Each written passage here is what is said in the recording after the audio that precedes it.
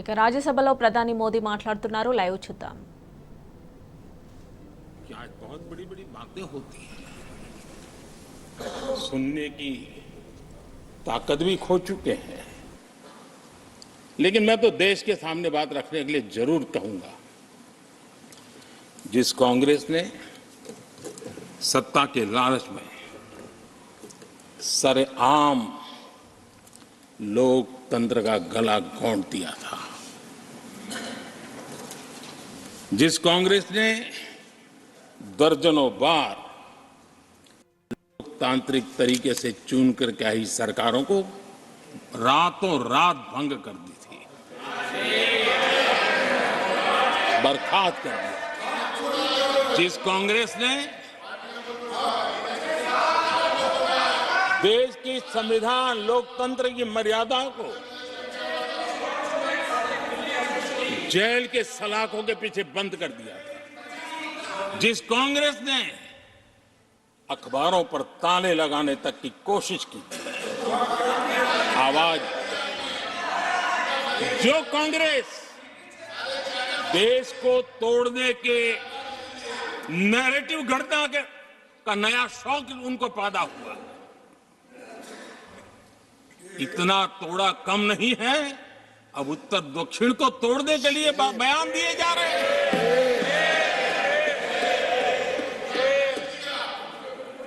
और ये कांग्रेस हमें लोकतंत्र और फेडरलिज्म उस पर प्रवचन दे रही है। आदरणीय सभापति जी, जिस कांग्रेस ने nothing, only the address will go on record. और भाषा के नाम पर देश को बांटने में कोई कसर नहीं छोड़ी, जिस कांग्रेस ने आतंकवाद और अलगाववाद को अपने हित में पनपने दिया, जिस कांग्रेस ने नॉर्थ ईस्ट को हिंसा, अलगाव और पिछड़ेपन में धकेल दिया, जिस कांग्रेस के राज में नक्सलवाद के लिए देश के लिए एक बहुत बड़ी चुनौती बनाकर के छोड़ दिया, जिस कांग्रेस ने देश की बहुत बड़ी जमीन दुश्मनों के हवाले कर दी, जिस कांग्रेस ने देश की सेनाओं का आधुनिकीकरण होने से रोक दिया, वो आज हमें राष्ट्रीय सुरक्षा और आंतरिक सुरक्षा के लिए भाषण दे रहे, जिस कांग्रेस ने आजादी के बाद से ही कंफ्यूज रही, उनको उद्योग जरूरी है कि खेती जरूरी है, उसी कंफ्यूजन में गुजारा किया। जो कांग्रेस तय नहीं कर पाई कि नेशनलाइजेशन करना है कि प्राइवेटाइजेशन करना है, उलझती रही। जो कांग्रेस 10 वर्ष में 12 नंबर से 11 नंबर पर आर्थिक व्यवस्था ले आ पाई, 10 साल में 12 से 11 नंबर, और आप 12 से 11 आने में बहुत मेहनत नहीं पड़ती है, जैसे जैसे आगे बढ़ते हैं तो मेहनत और बढ़ती है। हम 10 साल में 5 नंबर पे ले आए, और ये कांग्रेस हमें यहां आर्थिक नीतियों पर लंबे लंबे भाषण सुना रही है। आदरणीय सभापति जी, जिस कांग्रेस ने ओबीसी को पूरी तरह आरक्षण नहीं दिया, जिसने सामान्य वर्ग के गरीबों को कभी आरक्षण नहीं दिया, जिसने बाबा साहब के बजाय बाबा साहब को भारत रत्न देने योग्य नहीं माना, अपने ही परिवार को भारत रत्न देते रहे, जिस कांग्रेस ने देश की गली सड़कों चौक चौराहे पर अपने ही परिवार के नाम के पाठ जड़ दिए हैं, वो हमें उपदेश दे रहे हैं, वो हमें सामाजिक न्याय पाठ पढ़ा रहे हैं। आदरणीय सभापति जी, जिस कांग्रेस के अपने नेता की कोई गारंटी नहीं है, अपनी नीति की कोई गारंटी नहीं है, वो मोदी की गारंटी पर सवाल उठा रहे हैं।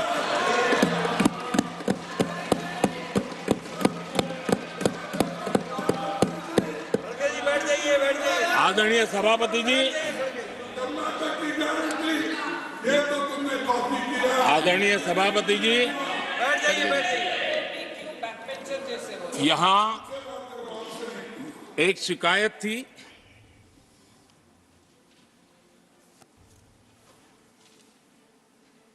और उनको लगता है कि हम ऐसा क्यों कहते हैं, हम ऐसा क्यों देख रहे हैं। देश और दुनिया उनके 10 साल के कार्यकाल को ऐसे क्यों देखती थी, देश क्यों नाराज हो गया।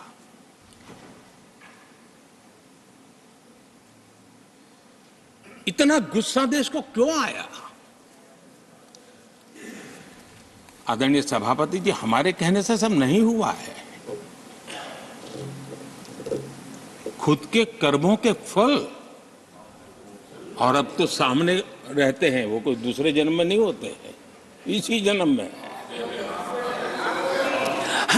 आदरणीय सभापति जी, कुछ हम किसी को बुरा नहीं कहते, हमें क्यों कहना चाहिए। जब उन्हीं को लोगों ने बहुत कुछ कहा हो तो मुझे क्या कहने की जरूरत है। मैं एक वक्तव्य सदन के सामने रखना चाहता हूं। मैं पहला कोट पढ़ रहा हूं। सदस्यगण जानते हैं, ये कोटेशन है। सदस्यगण जानते हैं कि हमारी ग्रोथ धीमी हो गई है और फिस्कल डेफिसिट बढ़ गया है। दिल्ली से 1 रुपया जाता है, 15 पैसा पहुंचता है। सुधार, बीमारी का पता था, सुधार करने की तैयारी नहीं थी। और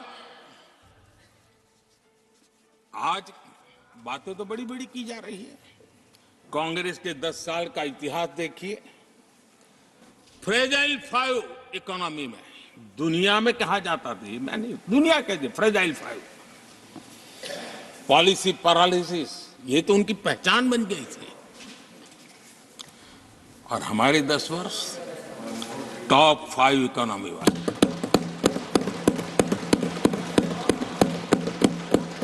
हमारे बड़े और निर्णायक फैसलों के लिए 10 साल याद किए जाए। आदरणीय सभापति जी, हम उस कठिन दौर से बहुत मेहनत करके, सोच समझ करके देश को संकटों से बाहर लाए हैं। ये देश ऐसे ही आशीर्वाद नहीं दे रहा है। आदरणीय सभापति जी, यहां सदन में अंग्रेजों को याद किया गया। Unbecoming conduct. Please continue. No please please. आदरणीय सभापति जी, इस सदन में अंग्रेजों को याद किया गया। अब राजा महाराजाओं का तो अंग्रेजों के साथ गहरा नाता रहा था उस समय। तो अब मैं जरा पूछना चाहता हूं कि अंग्रेजों से कौन इंस्पायर्ड था। मैं तो ये तो नहीं पूछूंगा कि कांग्रेस पार्टी को जन्म किसने दिया था, ये तो मैं नहीं पूछूंगा। आजादी के बाद भी देश में गुलामी की मानसिकता को किसने बढ़ावा दिया। अगर आप अंग्रेजों से प्रभावित नहीं थे तो अंग्रेजों की बनाई दंड संहिता, पिनल कोड, आपने क्यों नहीं बदली। आदरणीय सभापति जी, अगर आप अंग्रेजों से प्रभावित नहीं थे तो अंग्रेजों के जमाने के सैकड़ों कानून क्यों चलते रहे। आप अगर अंग्रेजों से प्रभावित नहीं थे तो लाल बत्ती कल्चर, ये लाल बत्ती कल्चर इतने दशकों बाद भी क्यों चलता है। अगर आप अंग्रेजों से प्रभावित नहीं थे तो भारत का बजट शाम को 5 बजे इसलिए आता था क्योंकि ब्रिटिश पार्लियामेंट का सुबह शुरू होने का समय होता था। ये ब्रिटेन की पार्लियामेंट के समय के अनुकूल शाम 5 बजे बजट की परंपरा क्यों चलाए रखी थी आपने? कौन अंग्रेजों से इंस्पायर था? अब आप अंग्रेजों से प्रेरित नहीं थे तो हमारी सेनाओं के चिन्हों पर आज भी गुलामी के प्रतीक अब तक क्यों बने हुए थे? हम एक के बाद एक हटा रहे हैं। अगर आप अंग्रेजों से प्रेरित नहीं थे तो राजपथ को कर्तव्य पथ बनने के लिए मोदी का इंतजार क्यों करना पड़ा? आदरणीय सभापति जी, अगर आप अंग्रेजों से प्रभावित नहीं थे तो अंडमान और निकोबार इन द्वीप समूहों पर आज भी अंग्रेजी सत्ता के निशान क्यों लटके पड़े थे? आदरणीय सभापति जी, अगर आप अंग्रेजों से प्रभावित नहीं थे तो इस देश के सेना के जवान देश के लिए मन मिटते रहे, लेकिन देश के जवानों के सम्मान में एक वॉर मेमोरियल तक आप बना नहीं पाए थे। क्यों नहीं बनाया? अगर आप अंग्रेजों से इंस्पायर्ड नहीं थे, प्रभावित नहीं थे, तो भारतीय भाषाओं को हीन भावना से क्यों देखा? स्थानीय भाषा में पढ़ाई के प्रति आप लोगों की बेरुखी क्यों थी? आदरणीय सभापति जी, अगर आप अंग्रेजों से प्रेरित नहीं थे तो भारत को मदर ऑफ डेमोक्रेसी बताने में आपको कौन रोकता था? आपको क्यों महसूस नहीं हुआ कि दुनिया में? आदरणीय सभापति जी, मैं सैकड़ों उदाहरण दे सकता हूं कि आप किस प्रभाव में काम करते थे और देश को सुनते ये सारी बातें याद आने वाली है। आदरणीय सभापति जी, मैं एक और उदाहरण देना चाहता हूं। कांग्रेस ने नैरेटिव फैलाया और इस नैरेटिव का परिणाम क्या हुआ कि भारत की संस्कृति और संस्कारों मानने वाले लोगों को बड़े हीन भाव से देखा जाने लगा, ढकियानों से मानने लगा गया और इस प्रकार से एक हमारे अतीत के प्रति अन्याय करने की नौबत आई है। अपनी मान्यताओं को गाली देते हैं, अपनी अच्छी परंपराओं को गाली देते हैं तो आप प्रोग्रेसिव है। इस प्रकार के नैरेटिव गढ़े जाने लगे देश में और उसका नेतृत्व कहां होता था ये दुनिया भली भांति जानती है। दूसरे देश से आयात करना, उसको गर्व का, और भारत की कोई चीज है तो दूसरे दर्जे की है, ये स्टेटस बना दिया गया था। ये स्टेटस सिंबल बाहर से आया, मेड इन फॉरेन स्टेटस बना दिया था। ये लोग आज भी वोकल फॉर लोकल बोलने से बच रहे हैं। मेरे देश के गरीबों के कल्याण का काम हो रहा है। आज आत्मनिर्भर भारत की बात उनके मुंह से नहीं निकलती है।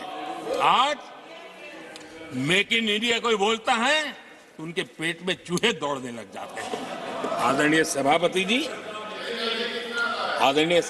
जी, देश ये सब देख चुका है और अब समझ भी चुका है और उसी का परिणाम आप भुगत भी रहे हैं। आदरणीय सभापति जी, राष्ट्रपति जी ने अपने अभिभाषण में विस्तार से चार सबसे बड़ी जातियों के विषय में हम सबको संबोधित किया था। युवा, नारी, गरीब और हमारे अन्नदाता।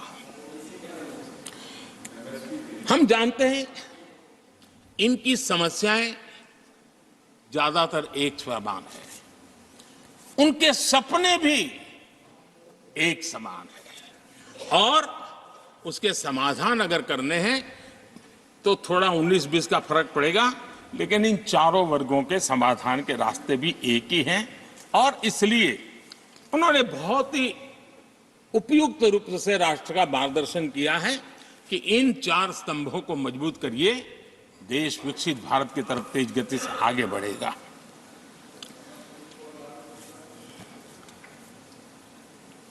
आदरणीय सभापति जी, अगर हम 21वीं सदी में हैं, हम विकसित भारत के सपनों को इसी सदी में 2047 तक सिद्ध करना चाहते हैं, तो 20वीं सदी की सोच नहीं चल सकती सर। 20वीं सदी का स्वार्थी एजेंडा, मैं और मेरा वाला जो खेल है ना, वो 21वीं सदी में देश को समृद्ध नहीं, विकसित भारत नहीं बना सकता है। कांग्रेस इन दिनों काफी बातें हो रही जाति की, फिर से एक बार क्यों जरूरत पड़ गई उनको मैं तो नहीं जानता हूं, लेकिन अगर उनको जरूरत पड़ी है तो पहले जरा अपने गरिबान में झांके, उनको पता चलेगा क्या किया है। दलित, पिछड़े और आदिवासी, कांग्रेस जन्मजात उनकी सबसे बड़ी विरोधी रही है।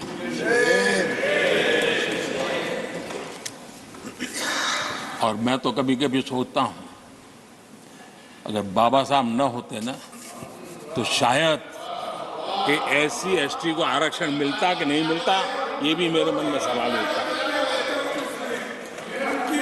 आदरणीय सभापति जी, और मैं ये कह रहा हूं, इसके पीछे मेरे पास प्रमाण है। इनकी सोच आज से नहीं, उस समय से ऐसी है, मेरे पास प्रमाण। और मैं प्रमाण के सिवाय मैं यहां कहने के लिए नहीं आया आदरणीय सभापति जी। और जब बातें वहां से उठी हैं तो फिर तैयारी रखनी चाहिए उनको। मेरा परिचय तो हो चुका है, 10 साल हो गए।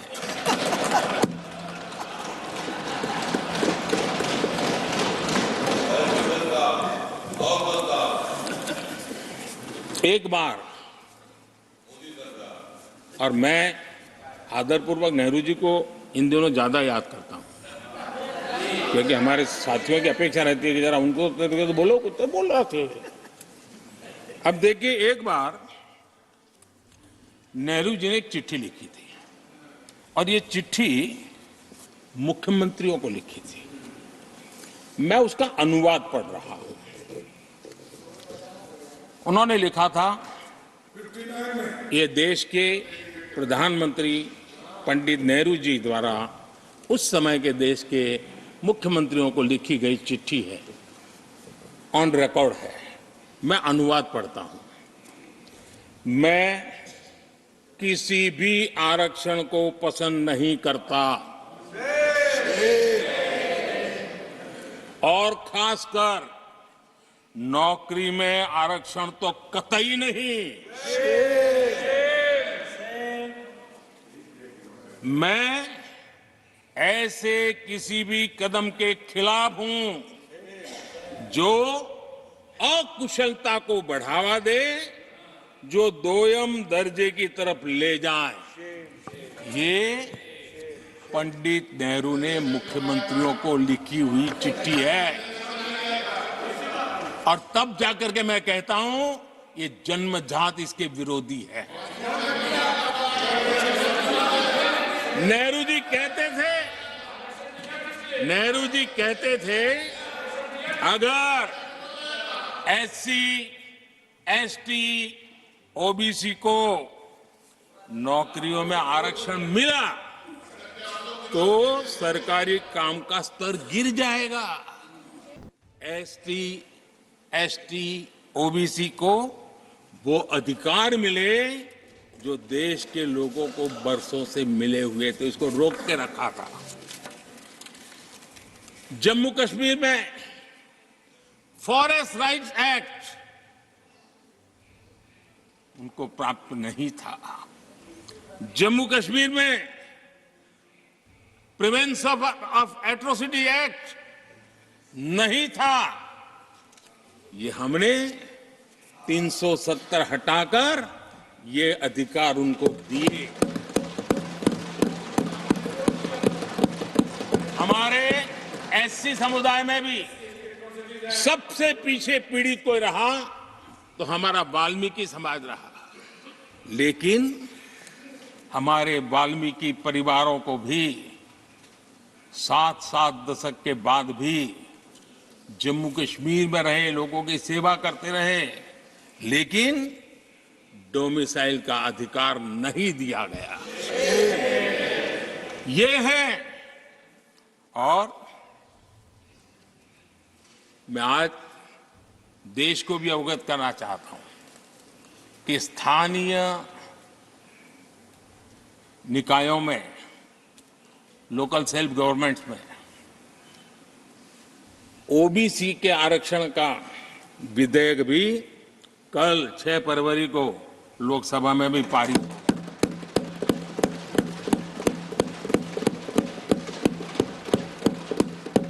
आदरणीय सभापति जी,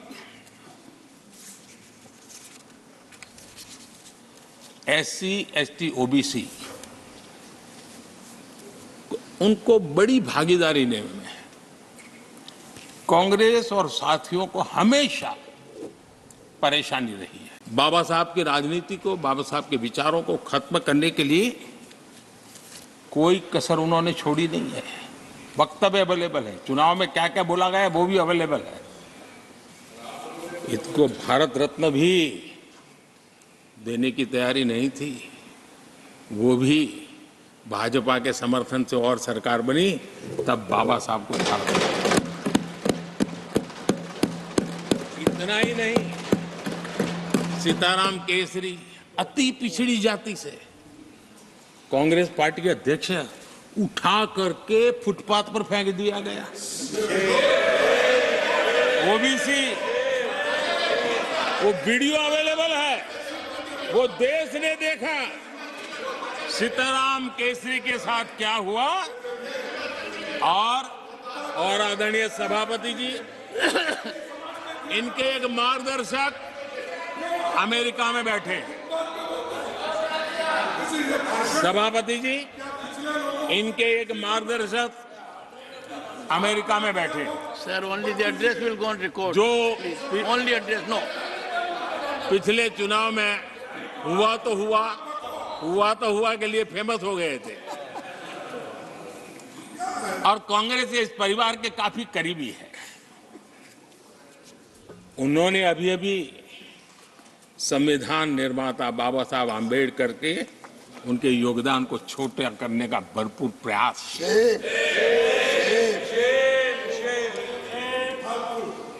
आदरणीय सभापति जी, देश में पहली बार एनडीए ने एक आदिवासी बेटी को राष्ट्रपति बनाने के लिए प्रस्ताव, उनको उम्मीदवार बनाया। आपका हमसे वैचारिक विरोध हो वो एक बात है, अगर हमसे वैचारिक विरोध होता, आपने सामने कैंडिडेट खड़ा किया होता, मैं समझ सकता था, लेकिन वैचारिक विरोध नहीं था। क्यों? क्योंकि हमारे यहां से गया हुआ व्यक्ति आपने उम्मीदवार बनाया, इसलिए वैचारिक विरोध नहीं था। आपका विरोध एक आदिवासी बेटी के लिए था और इसलिए आपने, और ये जब सांगमा जी चुनाव लड़ रहे, वो भी एक आदिवासी तो उनके साथ भी यही किया गया था।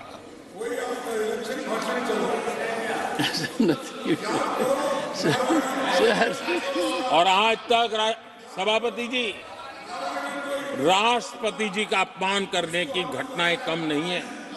पहली बार इस देश में हुआ है। उनके जिम्मेवार लोगों के मुंह से ऐसी ऐसी बातें निकली है, शर्म से माथा झुक जाए। राष्ट्रपति के लिए ऐसी भाषा बोली गई है, मन में जो कसक पड़ी है ना, वो कहीं न कहीं इस प्रकार से निकलते रहती है।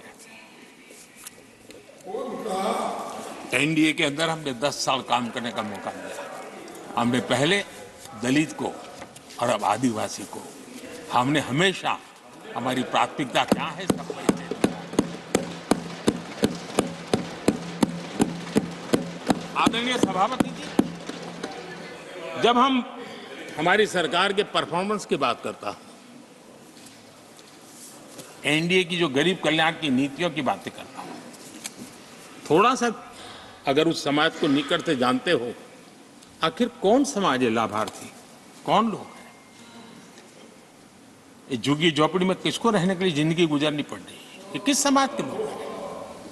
मुसीबतों से गुजरना पड़ता है, व्यवस्थाओं से वंचित रहना पड़ा है, कौन समाज है?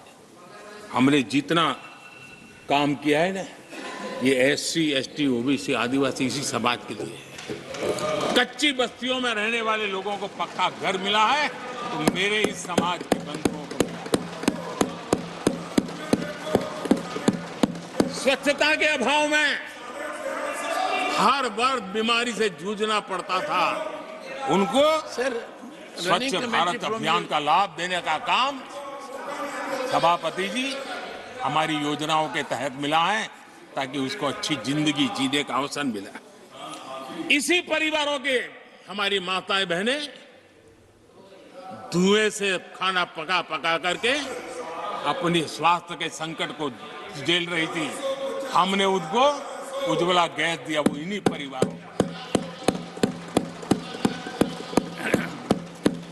मुफ्त राशन हो, मुफ्त इलाज हो, इसके लाभार्थी यही मेरे परिवार हैं, जो समाज के इस वर्ग के मेरे परिवारजन हैं, जिनके लिए हमारी सारी योजनाएं काम कर रही है। आदरणीय सभापति जी, यहां पर कुछ ऐसा नैरेटिव रखा गया, कम से कम तथ्यों को इस प्रकार से नकारना किसका भला होगा?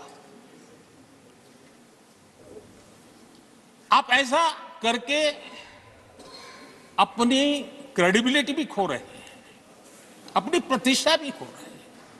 आदरणीय सभापति जी, यहां शिक्षा के भ्रामक आंकड़े रखे गए, गुमराह करने का कैसा प्रयास होता है। पिछले 10 वर्ष में SC ST स्टूडेंट्स के लिए जो स्कॉलरशिप दी जाती है, 10 साल में उसकी वृद्धि हुई है।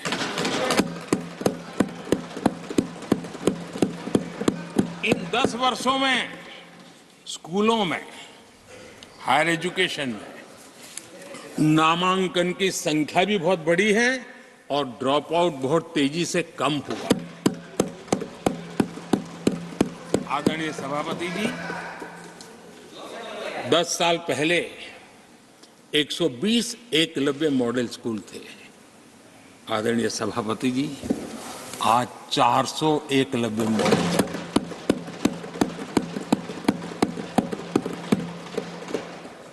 आप इन चीजों को क्यों नकारते हैं, क्यों ऐसा करते हैं, मुझे समझ नहीं आ रहा।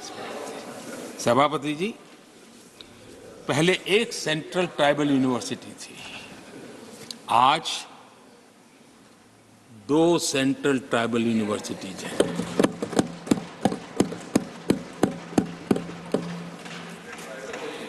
आदरणीय सभापति जी, ये भी सच्चाई है कि लंबे अरसे तक दलित, पिछड़े, आदिवासी बेटे बेटियां कॉलेजों का दरवाजा तक नहीं देख पाते थे।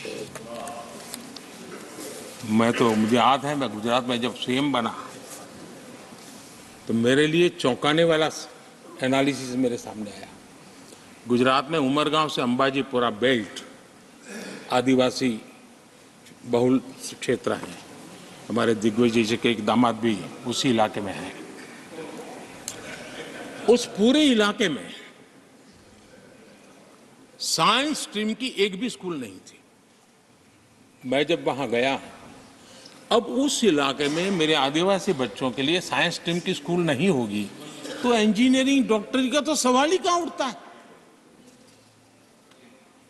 ऐसी मिनिमम चीजें और यहां पर क्या भाषण दे रहे हैं जी आदरणीय सभापति जी। और मैं बताना चाहता हूं, सदन को गर्व होगा, संतोष, आप उस सदन में बैठे हैं, वहां एक ऐसी सरकार आपके साथ बात कर रही है कि ऐसी सरकार नेतृत्व कर रही है जहां कितना बड़ा परिवर्तन आया। आप उस समाज का विश्वास बढ़ाइए, उनका हौसला बुलंद कीजिए, वो देश की मुख्य धारा में तेजी से आगे बढ़े, उसके लिए हम प्रयास करें, सामूहिक प्रयास करें। आप देखिए, आदिवासी और हमारे SC SC समाज के विद्यार्थियों का नामांकन, मैं कुछ आंकड़े रखना चाहता हूं। उच्च शिक्षा में SC विद्यार्थियों का नामांकन 44% बढ़ा है।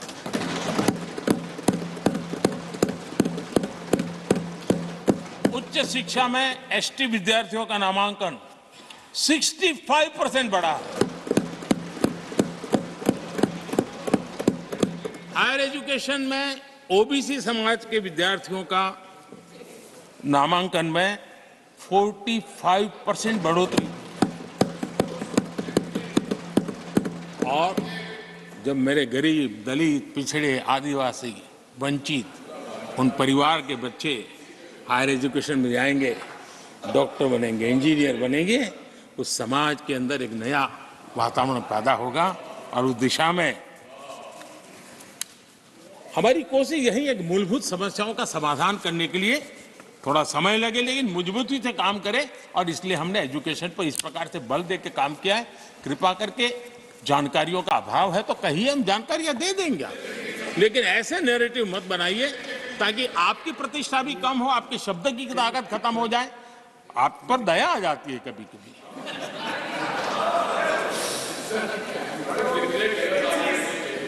आदरणीय सभापति जी, सबका साथ सबका विकास ये नारा नहीं है,